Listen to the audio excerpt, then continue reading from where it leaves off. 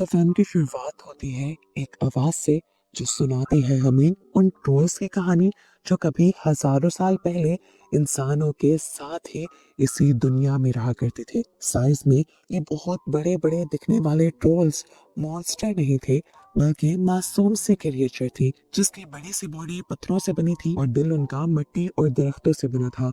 ये creature nature का ही हिस्सा लगते थे, किसी को नुकसान नहीं पहुंचाते थे, बस धूप में नहीं निकलते थे क्योंकि धूप इन्हें जिंदा ट्रोल्स से पत्थरों में बदल कर रख देती थी। ये लोग इंसानों के साथ ही हंसी खुशी अपनी जिंदगी गुजारते थे, लेकिन फिर सब कुछ बदलने लगा। इस दुनिया में क्रिश्चियनिटी फैलने लगी और क्रिश्चियन लोगों को लगा कि ये दुनिया सिर्फ इंसानों के लिए है और ट्रोल्स का इस दुनिया पर कोई हक नहीं है। उन्होंने इन बेकसूर ट्रोल्स को मारना शुरू कर दिया और उन पर बहुत जुल्म किया।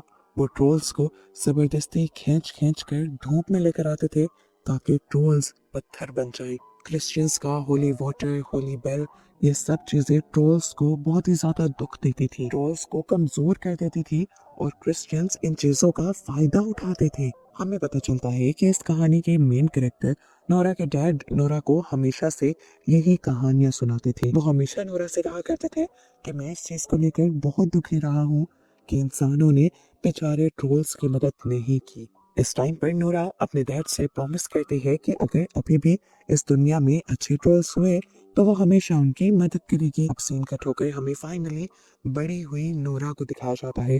पता चलता है कि उसके डैड मर चुके हैं और उनके गम में वो सबसे अलग एक जंगल में रहती है और ट्रोल्स पर अभी भी रिसर्च कर रही है। कुछ साल पहले उनका सामना ट्रोल्स से हो चुका है। जितने भी उसके जहन में कंफ्यूजन थी ट्रोल्स को लेकर वो सब खत्म हो गई है और वो अब पहले से ज्यादा अच्छे से ट्रोल्स पर रिसर्च कर सकती है। एक दिन अचानक उसके घर में एक आदमी घुस आता है। नोरा डरती नहीं और पीछे से उसके ऊपर हमला कर देती है और पता चलता है कि ये चैड था, प्रेसिडेंट का पर्सनल सेक्रेटरी, जिसने पहले भी ट्रोल्स से लड़ने में नोरा की काफी मदद की थी। वो अब भी गवर्नमेंट के लिए ही काम कर रहा है, लेकिन साथ साथ ट्रोल्स को बचाने के लिए कुछ नए तरीके भी ढूंढ रहा है, क्योंकि उसे भी नोरा के डैड के जरिए पता चला था कि ट्रोल्स बुरे नहीं हैं और मॉन्स्टर नहीं है। इस टाइम चैड नोरा को एक बहुत ही बड़ा राज बताने आया था और इसके लिए वो यहाँ से उसे एक खुफिया लैब में ले जाता है। लैब में उनसे मिलते हैं एक प्रोफेसर लैरी। ये प्रोफेसर लैरी भी नोरा की तरह ट्रोल्स पर ही रिसर्च कर रहे थे और यहाँ पर नोरा को वो मिलता है जो उसने कभी सोचा भी नहीं था। वो ट्रोल जो नाजिस के टाइम पर पहाड़ों में से निकला था, वही ट्रोल इस टाइम प्रोफेसर लैरी के लैब के अंदर था। इन्होंने इस ट्रोल का नाम जेरी रख दिया था और साइंटिस्ट ने बताया था कि ये पिछले 100 सालों से सोया हुआ है।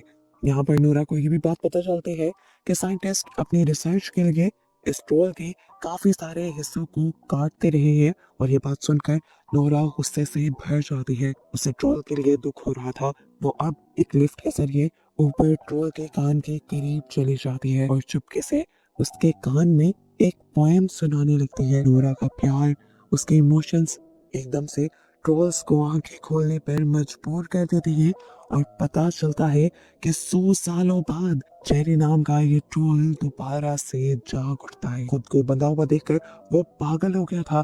गुस्से में वो सारे लैब को तोड़ने लगा, यहाँ तक कि उसने नोरा की लिफ्ट को भी दूर फेंक दिया, लेकिन लिफ्ट की बेड्स की वजह से नोरा की जान बच गई। दिखाया जाता है कि अब ये ट्रोल अपने आप को आजाद करके ये लैब तोड़कर बाहर निकल चुका है और जाते ही उसने हर जगह तबाही फैलाना शुरू कर दी है। वो कुछ नहीं देख रहा कि उसके पाँव के नीचे कोई कार आ रही है, कोई इंसान आ रहा है या किसी का घर आ रहा है। वो हर चीज को कुचलते हुए आगे बढ़ जाता है और एक जगह हमें दिखाया जाता है जहाँ पर सारे बच्चे पार्टी कर रहे होते हैं। वहीं पर ट्रोल उस घर की छत को तोड़कर वहां से उन बच्चों को निकाल निकाल कर खाने लग जाता है। ये ट्रोल पहले ट्रोल्स की तरह अच्छा नहीं था। ये बात जल्द ही नोरा और उसके सारे साथियों को पता चल जाती है और ये लोग उस ट्रोल को रोकने का सोचते हैं। नोरा की पूरी टीम की मीटिंग प्रेसिडेंट के साथ होती है। प्रेसिडेंट चाहते थे कि इस ट्रोल को मार दिया जाए, लेकिन नोरा और चैड ये नहीं चाहते थे कि ट्रोल मर जाए। वो मिशन के लिए तो तैयार हो जाते हैं, पर चुपके से नोरा और चैड प्लानिंग करते हैं कि इस ट्रोल को वो हर हाल में बचा कर रहेंगे। इस सब के दौरान हमें क्रिस नाम के एक कैप्टन को दिखाया जाता है जो इस पूरे मिशन में उनके साथ रहने वाला था। क्रिस और उसकी टीम यूवी लाइट्स वाले बड़े बड़े हेलीकॉप्टर्स तैयार करते हैं। उनका मकसद है ट्रोल को रात के वक्त ही पत्थर बना देना। रात को दिखाया जाता है कि जब जेरी नाम का वो ट्रोल अभी भी लोगों को खा रहा था, तब क्रिस और उसके बाकी सभी साथी हेलीकॉप्टर ट्रोल को मारने के लिए उसके करीब आ गए। उन्होंने यूवी लाइट्स के जरिए ट्रोल को कमजोर करने की तो कोशिश की, लेकिन वो ट्रोल को पत्थर में ना बदल पाए और ट्रोल उनके इस हमले से बहुत ज्यादा गुस्से में आ गया कि उसने बिजली का एक टॉवर जमीन से ही उखाड़ कर वहीं लोगों पर फेंक दिया। इस सब में क्रिस के दोस्त का भी हेलीकॉप्टर तबाह हो गया और क्रिस का दोस्त भी मारा गया। अपने दोस्त की मौत देखकर क्रिस को बहुत ज्यादा गुस्सा आ जाता है। वो बदले की आग में जलने लगता है और ट्रोल को मारने का सोचता है, लेकिन नोरा जो उसके पीछे बैठी हुई थी वो उसे समझाती है कि हम इंसानों ने ही इन ट्रोल्स को मॉन्स्टर बनाया है। ये सब लोग नोरा से पूछते हैं कि आखिर करना क्या है, ये तो इतनी तबाही फैला रहा है। नोरा कहती है मेरे पास एक आइडिया है। ये कहकर सबको वो एक बड़े से गार के अंदर ले जाती है और यहाँ हमें पता चलता है कि दुनिया में जेरी के अलावा एक और भी ट्रोल था। ये ट्रोल बहुत अच्छा था और कई सालों पहले नोरा को दिखा था। नोरा काफी मर्तबा इस ट्रोल के पास आती जाती रही, इसलिए ट्रोल उसका अच्छा दोस्त बन गया था और अब जेरी को खत्म करने के लिए नोरा इस अच्छे ट्रोल की मदद लेना चाहती थी। नोरा यहाँ पर इन्हें एक बहुत बड़ा सच ये बताती है कि इंसानों ने इन सभी ट्रोल्स को इन्हीं पहाड़ों में, इन्हीं गारों में मार दिया था और उस टाइम बस ट्रोल का ये एक छोटा सा बच्चा बचा था जो अब कितने सौ सालों में इतना बड़ा हुआ था। खैर नोरा ने इस ट्रोल का नाम कुदरत रखा हुआ था। यहाँ चाइल्ड और नोरा मिलकर प्यार से उस ट्रोल को एक नज़म सुनाते हैं और फिर उससे मदद मांगते हैं ताकि वो जेरी को रोक सके। कुदरत नोरा की बात मानकर जेरी से मिलने के लिए चाहता है, लेकिन जेरी की नफरत इतनी गहरी थी कि वो किसी की बात सुनने को तैयार ही नहीं था।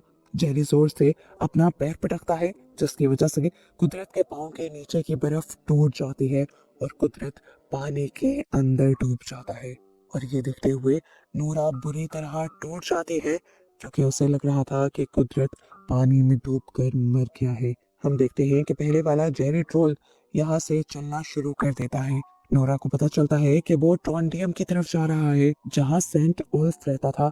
नोरा चैड और उसकी पूरी टीम भी ट्रॉन्डियम की तरफ बढ़ने लग जाती है। सबको ये बात पता थी कि इस चर्च के अंदर सेंट उल्फ की कब्र है, लेकिन पहले किसी को भी वो कब्र नहीं मिली। पर यहाँ नोरा और चैड अपनी जहानत का इस्तेमाल करते हुए उल्फ की पेंटिंग के अंदर 3 ऐसे निशान देख लेते हैं जो निशान असल में इस दरवाजे को खोलने की चाबियां थी। उन्हीं निशानों में वो 3 डंडे डालकर दीवार को पूरी तरह घुमा देते हैं और अंदर से इन्हें आखिरकार उल्फ की लाश मिल जाती है उसकी चांदी की तलवार के साथ। यहाँ पर उल्फ के कपड़ों से उन्हें एक अधूरा लेटर मिलता है। इसके साथ का आधा लेटर उस लैब में था जहाँ पर साइंटिस्ट ने जेरी ट्रोल को रखा हुआ था।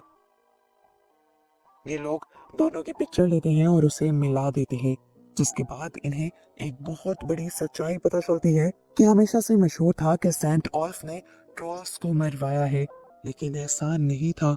उसने तो ट्रोल्स को मारने का ऑर्डर दिया ही नहीं था। वो सिर्फ उन्हें दुनिया की दूसरी तरफ शिफ्ट करना चाहता था ताकि इंसान ट्रोल्स से और ट्रोल्स इंसानों से डिस्टर्ब ना हो। लेकिन चर्च ने उसका हुक्म नहीं माना और चर्च के कहे के मुताबिक सभी ट्रोल्स को मार दिया गया। और फिर चर्च ने इल्जाम लगाया कि ये सारा किया धरा ऑल्फ का है और ये सब कुछ छुपाने के लिए उन्होंने आखिर ऑल्फ को ही मरवा डाला और उसकी ग्रेव भी इतनी छुपा कर बनाई। नोरा को भी समझ आ गई कि जेरी अपने सभी साथी ट्रोल्स का बदला लेने के लिए ट्रॉन्टियम की तरफ बढ़ रहा था। इस ट्रोल को रोकने के लिए नोरा के डैड की रिसर्च से इन्हें पता चलता है कि ट्रोल को सिर्फ होली वाटर से ही कमजोर किया जा सकता है। पता चलता है कि इसी चर्च के नीचे होली वाटर की एक बहुत बड़ी झील थी। नोरा और उसकी टीम अब लोगों और मिलिट्री की मदद से होली वाटर से बनने वाले बहुत से हथियार यानी वेपन्स तैयार करते हैं। और जैसे ही जेरी रात को शहर में आता है, ये लोग पहले चर्च की घंटी बजा बजा कर उसे कमजोर कर देते हैं और उसके बाद बहुत सारे होली वाटर्स वाले हथियार उसके ऊपर फेंकते हैं, लेकिन इससे उस ट्रोल का कुछ भी नहीं बिगड़ता। बस उसे और भी ज्यादा गुस्सा आ जाता है और वो इर्द गिर्द और भी ज्यादा तबाहियां फैलाना शुरू कर देता है। इससे पहले कि यहाँ सिचुएशन हाथ से निकल जाती, अचानक पानी में से डूबा हुआ कुदरत वापस आ जाता है, जिसे देखकर नोरा सबसे ज्यादा खुश होती है। कुदरत जेरी को रोकना चाहता था, इसलिए दोनों ट्रोल्स के दरमियान में शहर के बीचों बीच लड़ाई शुरू हो जाती है। नोरा के साथी बताते हैं कि ट्रोल को पूरी तरह मारने के लिए उसके जिस्म में नहीं बल्कि उसके दिल तक होली वाटर पहुंचाना होगा, और ये काम करना इतना भी आसान नहीं था। और इस काम को करने के लिए बस इनके पास अब एक ही वाटर बॉम्ब बचा था। ट्रोल हर टाइम हिल रहा था, ठीक उसके मुंह के अंदर निशाना लगाना तो पॉसिबल ही नहीं था। इस टाइम चैड अपनी कुर्बानी देने का फैसला करता है। वो फैसला करता है कि वो इस होली वाटर के बॉम्ब को ट्रोल के मुंह के अंदर लेकर जंप कर देगा। सभी उसके फैसले से खुश नहीं थे, लेकिन सभी इंसानों को बचाने का बस एक यही रास्ता बचा था। चैड और क्रिस वाटर बॉम्ब लेकर हेलीकॉप्टर से जेरी के मुंह के करीब पहुंच जाते हैं। वो वाटर बॉम्ब को जेरी के मुंह में डालने की कोशिश करते हैं। पहली कोशिश इनकी नाकाम हो जाती है, जिसके बाद चैड अपनी वाइफ को कॉल करता है उसे लास्ट गुड बाय कहने के लिए, और उससे ये भी कहता है कि मेरे बेबी को भी बताना कि डैड उससे बहुत प्यार करते थे। ये कहते हैं वो वाटर बॉम्ब लिए हेलीकॉप्टर से सीधा जेरी के मुंह के अंदर जंप कर देता है। बॉम्ब फटता है, जेरी के दिल की तरफ रोशनी दिखाई देती है और जेरी का जिस्म अंदर से खत्म होने लगता है। और इस दौरान कुदरत अपना हाथ पीछे से जेरी के जिस्म के अंदर डालते हुए उसका दिल निकाल कर फेंक देता है। इस तरह जेरी मर जाता है और फाइनली इन लोगों की जीत होती है। लेकिन इस सब के बावजूद भी नोरा और उसकी पूरी टीम चैड की मौत के लिए बहुत ज्यादा दुखी थे। लेकिन अब इंसानियत तो बच गई थी। मूवी के पोस्ट क्रेडिट सीन में हमें कुछ महीनों बाद का सीन दिखाया जाता है। हम देखते हैं कि चैड की वाइफ के पास चैड का बेटा पैदा हुआ था। पूरी टीम नोरा के घर वेकेशन पर आती है और उसी दिन ये लोग महसूस करते हैं कि घर जोर जोर से हिल रहा था। नोरा बाहर आकर देखती है तो पता चलता है कि कुदरत नोरा के घर के पास आ रहा था। पता चलता है कि सभी इंसानों को कुदरत की यानी इस ट्रोल की असलियत पता चल गई थी कि वो इंसानों का दुश्मन नहीं है, वो तो इंसानों की मदद भी करता है। इसीलिए अब वो इंसानों की इस दुनिया में छुप कर नहीं रहता था, बल्कि खुले में सुकून से रहता था। आसान लफ्जों में बात करें तो ट्रोल्स और इंसानों के बीच में दोबारा से दोस्ती हो चुकी थी। अब ये दोस्ती कब तक दोस्ती ही रहेगी, इस बात का तो कोई नहीं जानता, क्योंकि हम देखते हैं कि एक प्रोफेसर ने एक छोटे से ट्रोल को अभी भी अपने खुफिया लैब में कैद करके रखा हुआ है, जो आहिस्ता आहिस्ता बड़ा हो रहा है। और ये उसके साथ क्या करेंगे इसका कोई आइडिया इस टाइम नहीं है। और बस उसी छोटे से ट्रोल को दिखाते हुए ये मूवी यहाँ खत्म हो जाती है।